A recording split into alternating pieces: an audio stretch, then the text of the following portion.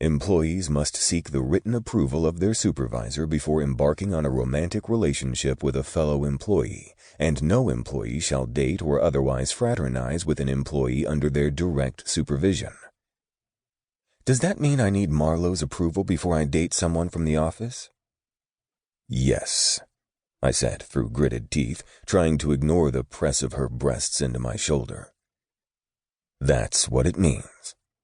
And your potential date needs to do the same. Now can I get back to work? And who the hell is she thinking about dating anyway? And why the fuck do I care? Whoever it is, I pity the fool. She'd be a handful for the most patient of men.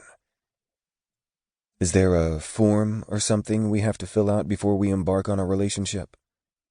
An email will suffice, I told her, my patience non-existent where she's concerned. I had 14 million things to see to on behalf of the 5 people who pay me a king's ransom to oversee their legal matters, and all I wanted to do was strip Marlowe's assistant naked and have my wicked way with her right there on my desk. That's not how I roll. I'm a consummate professional. I value my job and friendships with my employers, both of which are the most important things in my life. In this era of enhanced scrutiny on workplace behavior, I have no time or tolerance for a 24-year-old troublemaker who wants to walk on the wild side. She can find someone else to go wild with. Except, I no sooner have that thought than I'm filled with unreasonable rage at the idea of any other man's hands on her sweet, lithe body. When I first met her, I wasn't immediately attracted. No, that special treat came later, when I saw her in a bikini at Flynn's house and realized she was hiding a smoking body under conservative work clothes that didn't begin to do her justice. Since then, I've made an effort to keep my mind and my eyes from wandering in directions they shouldn't go.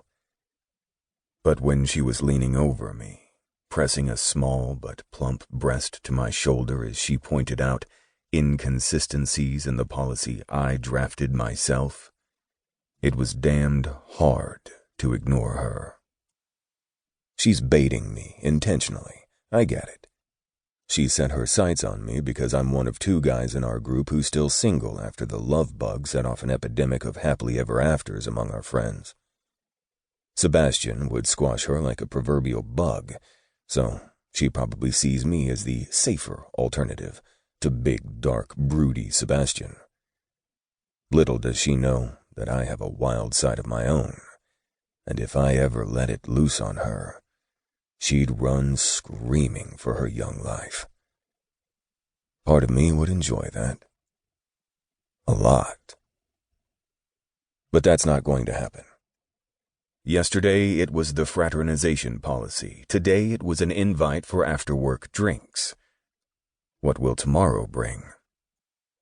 As much as I wish she'd go away and leave me alone, I find myself wondering what she's got planned for me next.